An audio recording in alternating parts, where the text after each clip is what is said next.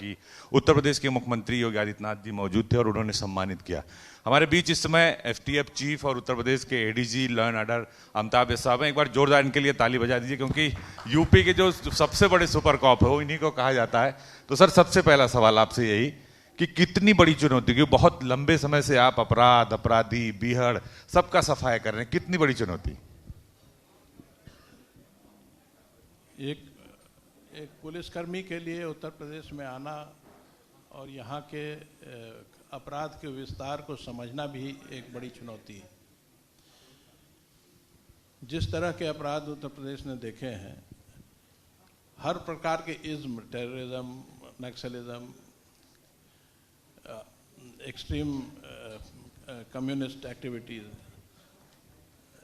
Social friction, communal friction, किसी भी चीज़ से ये प्रदेश मुक्त नहीं रहा है। जिस प्रकार के भी अपराध आप दुनिया भर में देखे होंगे, दुनिया भर में सुना होगा, हर प्रकार का अपराध यहाँ रहा है। तो इतने विविध प्रकार के अपराधों को डील करना, सबसे पहले उनको समझना, उसके पीछे जो नेटवर्क है उसको समझना, ये स्वयं में एक चुनौती है।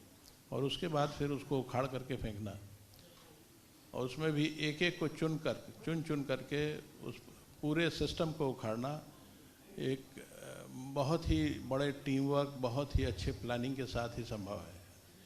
और उसमें काफ़ी कुछ सफलता उत्तर प्रदेश पुलिस ने अर्जित की है, और उसके लिए ये पुलिस और पूरा सिस्टम जो है वो बधाई का पात्र है। सबसे बड़ा योगदान सर यूपी पुलिस का जीरो टॉलरेंस क्राइम पर, क्योंकि योगी आदित्यनाथ जब 2017 में आए थे तो सबसे पहले उनका यही था कि जीरो टॉलरेंस क्राइम और करप्शन पर। फिर उत्तर प्रदेश में निवेश और इंफ्रास्ट्रक्चर बढ़ा, तो कई बार ऐसा मौका आपके सामने आया होगा जब ये लगा होगा कि आज बच पाएंगे कि नहीं पाएंगे। कोई वाकया बताइए आईटीवी नेटवर्क के दर्शकों को कि लगा होगा कि अब आज निकल के नहीं जा पाएंगे।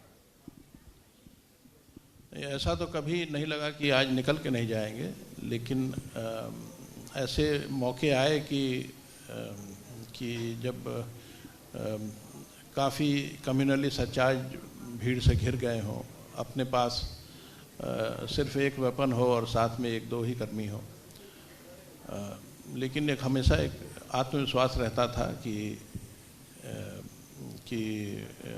जो भी परिस्थितियां हैं उससे डील किया जा सकता है।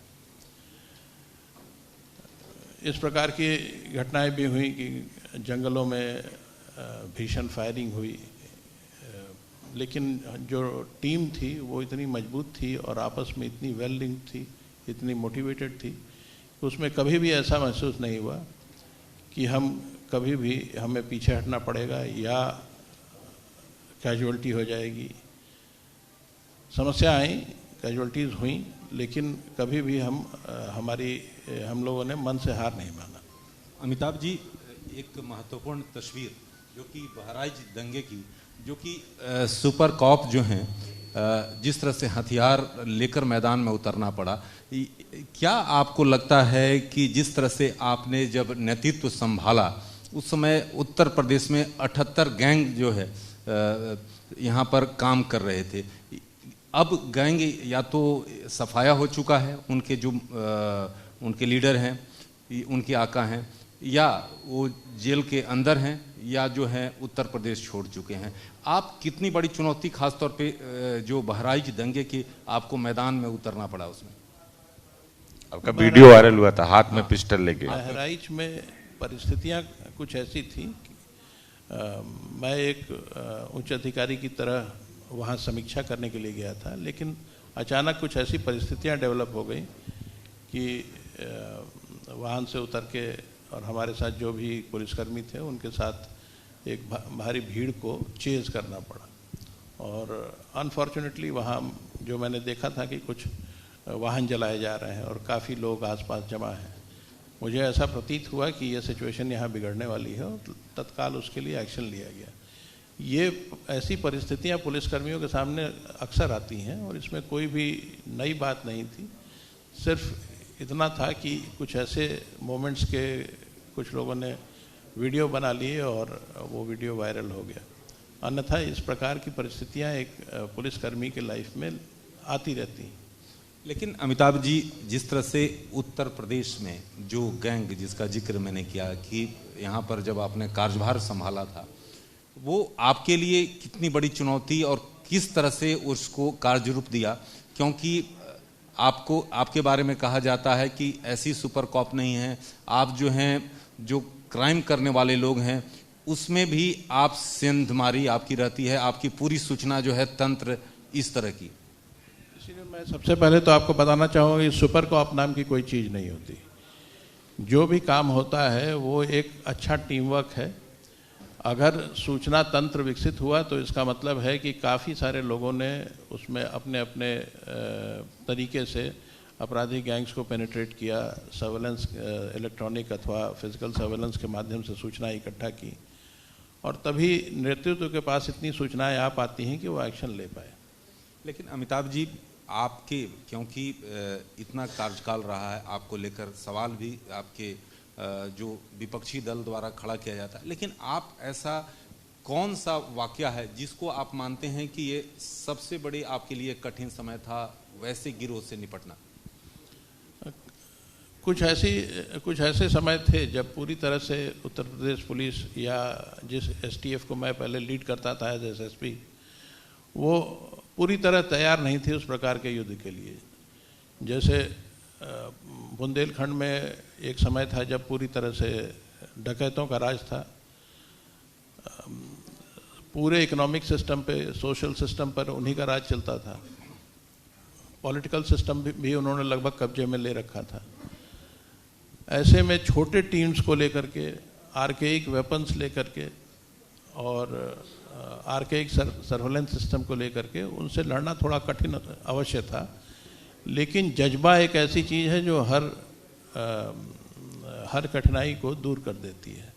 तो जो टीम मेरे साथ थी उसका जज्बा अनमैच था। मैं तो ये क्लेम करता हूँ अपने सभी पुलिस पियर्स के बीच में भी कि जिस प्रकार की टीम्स को मैंने लीड किया है उस तरह की टीम्स पूरे देश में किसी के पास नहीं, किसी पुलिस अधिकारी के पास नहीं है। और ये भी बात मुझे एक प्राइड देती है उत्तर प्रदेश पुलिस के ऊपर, एक विश्वास देती है उत्तर प्रदेश पुलिस के ऊपर। जिस प्रकार की ये फोर्स है ये अनमैच्ड है, कठिन परिस्थितियों में ये और भी बेहतर बन के उभरती है। सर, जब से एफटीएफ में आप आए और उत्तर प्रदेश में बहुत सारे इनकाउंटर्स हुए, इनकाउंटर पर सवाल भी हुए, लेकिन एक माहौल बदला। अब उत्तर प्रदेश के अपराधी कहते हैं साहब जेल से नहीं बेल से डर लगता है, अगर बेल पे बाहर आ गए और कुछ करेंगे तो बच नहीं पाएंगे, क्योंकि खुद उत्तर प्रदेश के मुख्यमंत्री योगी आदित्यनाथ ये कहते हैं कि हमारी पुलिस हाथ पे हाथ रखकर नहीं बैठेगी और गोली का जवाब गोली से देगी। 2017 के पहले क्या आपको वो फ्रीडम थी कि आप सीधे जो अभी कर रहे हैं वो तब कर पाते थे, या पॉलिटिकल सिस्टम ज़्यादा हावी था, या अभी आपको पूरा फ्री हैंड है? अभी की परिस्थितियों के बारे में मैं आपको कमेंट दे सकता हूँ। जो चीज़ें बदली हैं, सबसे पहले तो पुलिस पर काफ़ी इन्वेस्टमेंट किया गया है, चाहे पुलिस की हाउसिंग हो, पुलिस के नंबर्स हो, रिक्रूटमेंट हो, उसके बिल्कुल पारदर्शी रिक्रूटमेंट किए गए। उसके बाद फिर ट्रेनिंग पर बहुत इन्वेस्टमेंट हुआ, मॉडर्नाइजेशन पर बहुत इन्वेस्टमेंट हुआ, कम्युनिकेशन, पुलिस की कम्युनिकेशन को सुधार के लिए बहुत इन्वेस्टमेंट हुआ, मोबिलिटी बढ़ाई गई, लोगों की शिकायतों को तुरंत सुनने के लिए, यानी अगर कोई भी व्यक्ति इमरजेंसी की रिस्पांस चाहता है तो उसके लिए आज के समय में आपको बता सकता हूं कि यूपी 112 का रिस्पांस टाइम 7 मिनट है। और इन सभी सुविधाओं के साथ एक और चीज़ जो हुई कि स्ट्रैटेजी का विकास किया गया। किसी भी युद्ध में अगर स्ट्रैटेजी अच्छी नहीं होगी तो हार निश्चित है।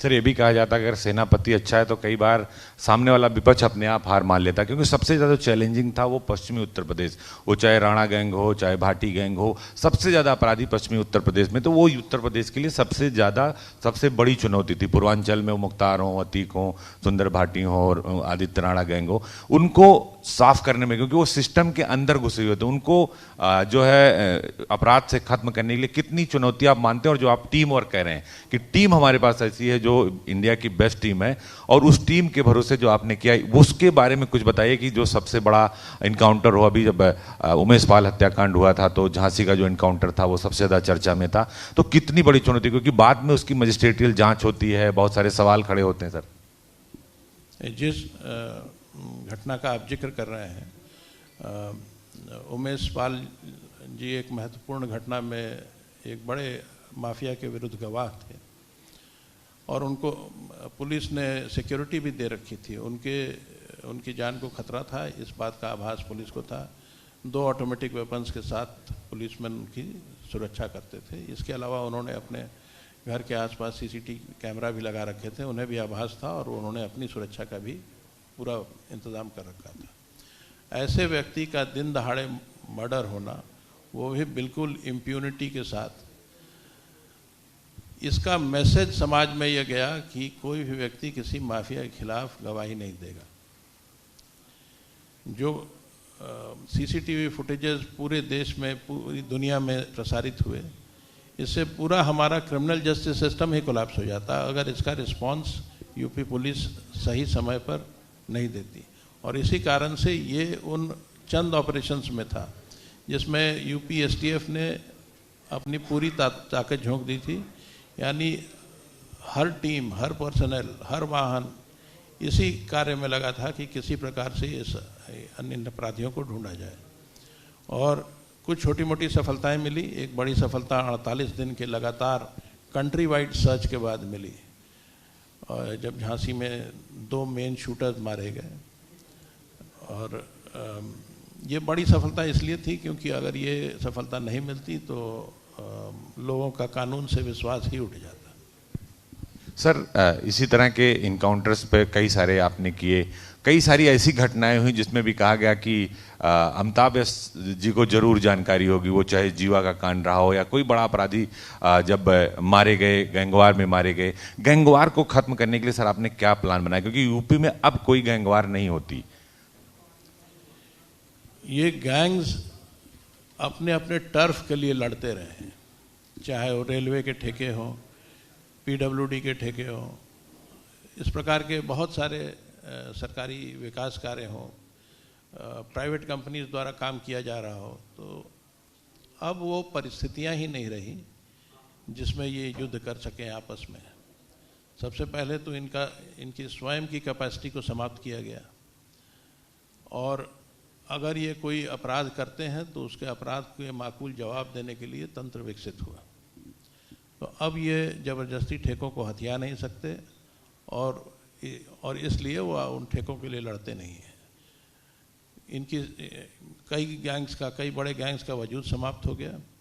जो छोटे मोटे मेंबर्स बचे हैं वो यूपी छोड़कर भाग गए। कुछ गैंग लीडर्स जेल में हैं और अपनी किए की सजा भुगत रहे हैं। इसलिए ये कारण है। और उसके अलावा माननीय मुख्यमंत्री जी भी कहते हैं कि हमने तय कर दिया कौन यहाँ रहेगा और कौन यमराज कहाँ रहेगा। उसमें जो सबसे बड़ा रोल है वो अमिताभ जी का है। नहीं, ये फिर मैं बताना चाहूँगा कि इसमें जो रोल है वो टीम वर्क का है। अकेला चना बाहर नहीं फोड़ता।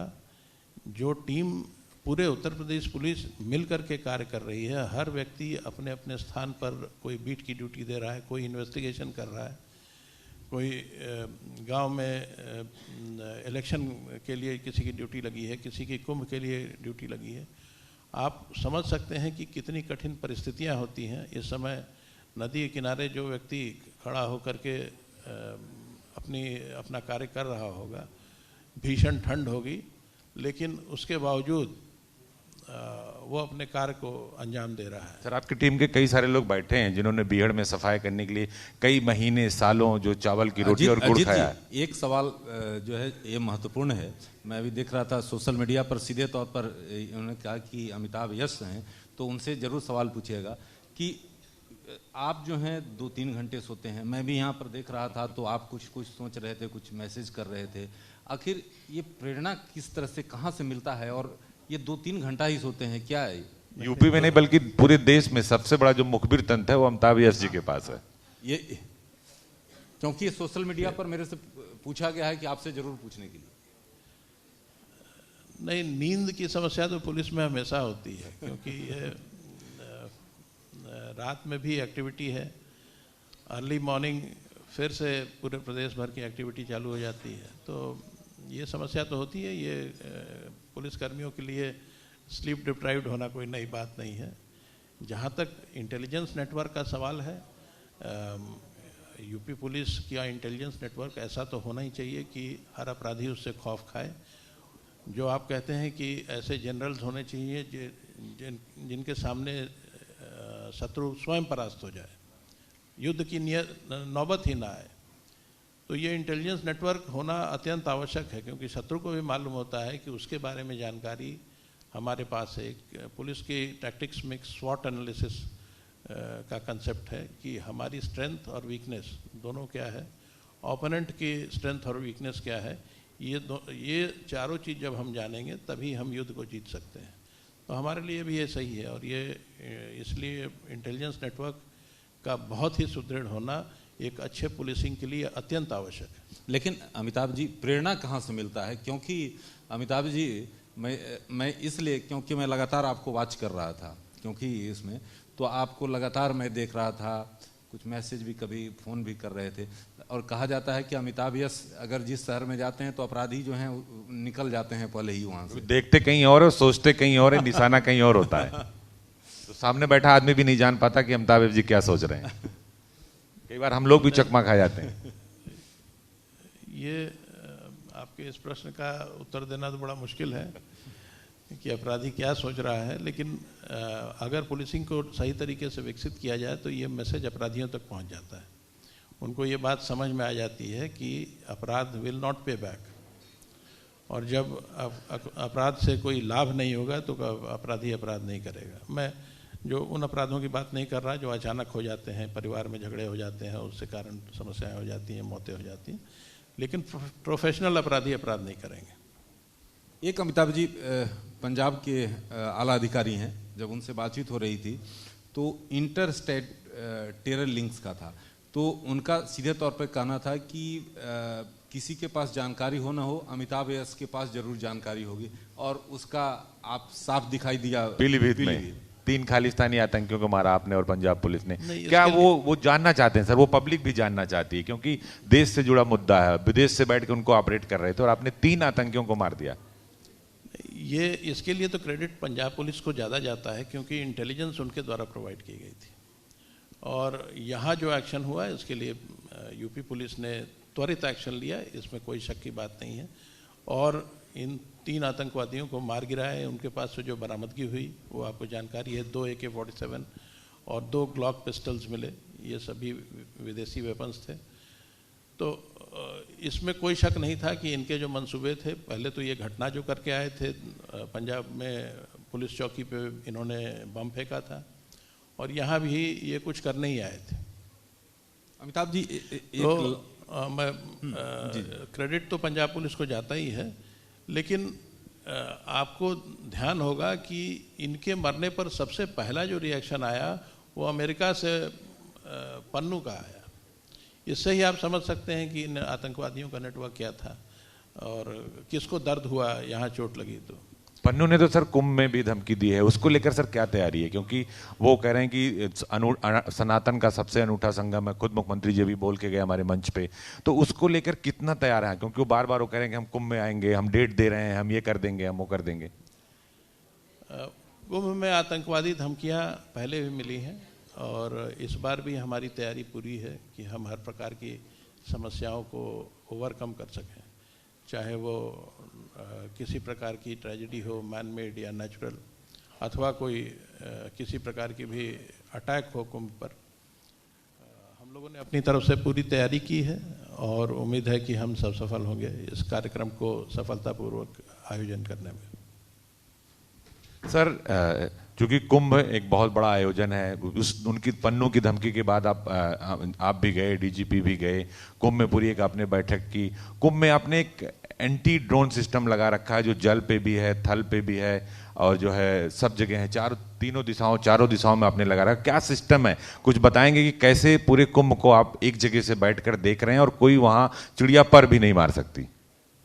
नहीं, चिड़िया तो पर मारती है, पूरे गंगा पर एक विहंगम दृश्य होता है, वहाँ काफ़ी सारे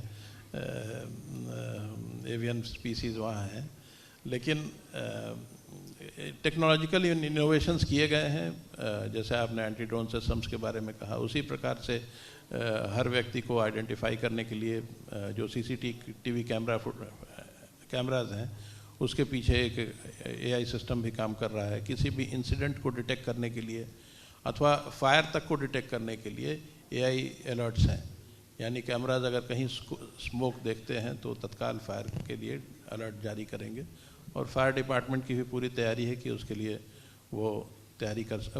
वो रिएक्ट कर सके। इसके अलावा हमारी अपनी एटीएस, यहाँ तक कि एनएसजी सेंट्रल फोर्सेस वहाँ लगाए गए हैं जो वहाँ की सुरक्षा की जिम्मेदारी संभाल रहे हैं। आसमान में भी एंटी ड्रोन सिस्टम जो है वो कोशिश करेगा कोई भी रोग ड्रोन या अनअकाउंटेड ड्रोन उस इलाके में ना आए।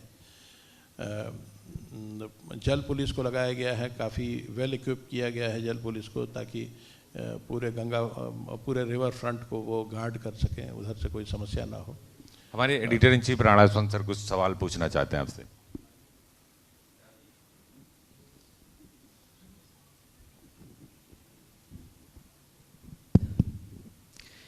ये महाकुंभ आपका बहुत बड़ा आयोजन है। अभी मुख्यमंत्री जी कह के गए कि दुनिया में तीसरा बड़ा देश है अगर वो 40 करोड़ की जमावड़ी को देख लें तो। आप लोगों के लिए बहुत बड़ी चुनौती है, लेकिन पुलिस महकमे और पुलिस अधिकारियों के लिए अगर राजनीतिक इच्छा शक्ति बहुत मजबूत हो तो कितना आसान हो जाता है अपना काम करना, और ना की स्थितियाँ होती हैं तो कितना मुश्किल हो जाता है। जब देखिए, पुलिसिंग जो है पूरी तरह से जज्बे का काम है। कुछ सरकारी कार्य ऐसे होते हैं जब फाइल आपके सामने आती है और आप फाइल पे कमेंट लिखते हैं और उसको फॉरवर्ड कर देते हैं। यहाँ कोई फाइल नहीं आती। यहाँ स्वयं आपको अपराधी के बारे में जानकारी करना, परिस्थितियों के बारे में जानकारी करना, उनके तंत्र में घुसना, उनके खिलाफ कार्रवाई करना, उनसे दुश्मनी लेना, क्योंकि अपराधी व्यक्तिगत दुश्मनी लेते हैं, ये सब झेलना पड़ता है। तो ये पूरी तरह से जज्बे का काम है, और जज्बा ही पुलिसिंग में प्रेरित करता है, चाहे वो आर्मी हो, चाहे पैरामिलिट्री फोर्सेस हो, पुलिस हो, इसमें जज्बा बहुत इम्पोर्टेंट है। और मुझे लगता है कि आपका ये जो शौर्य सम्मान है, ये उस जज्बे को बनाए रखने में, समाज में उस जज्बे जोरदार ताली सर के लिए मदद करता है। तो सर एक आखिरी सवाल, आपके प्रश्न का सिंगल वर्ड का आंसर है जज्बा। जज्बा। सर एक आखिरी सवाल, आप एसटीएफ चीफ भी हैं और आपके पास उत्तर प्रदेश कानून व्यवस्था के आप एडीजी लॉ एंड ऑर्डर भी हैं। अपराधी कहता कि पहले तो सिर्फ एसटीएफ था, अब तो पूरी पुलिस उनके पास है। डबल जो डर है और डबल जो अपराधी है वो कहता है नहीं अमिताभ ऐसा है, दोनों काम है, जो जिला पुलिस भी और एसटीएफ भी, अब तो हम बच नहीं पाएंगे। यूपी पुलिस हमेशा अपराधियों पर हावी रही है। जैसा मैंने आपको बताया, ऐसा कभी भी नहीं हुआ कि पुलिस को चैलेंज कर दिया अपराधी ने और बच गया। यूपी पुलिस की क्षमताएं जो है वो अतुलनीय है, one of the best forces, police forces in the country, और संभवतः दुनिया में भी बेस्ट पुलिस फोर्सेस हैं। तो इसलिए जो कमियां हैं उसको हम लोग लगातार दूर करने की कोशिश करते रहते हैं, टेक्नोलॉजिकल इनोवेशंस करते हैं। अब तो दुनिया ही टेक्नोलॉजी पर आधारित हो गई है, ज्ञान पर आधारित हो गई है। वही कल्चर अब हम पुलिस में भी लाने की कोशिश कर रहे हैं।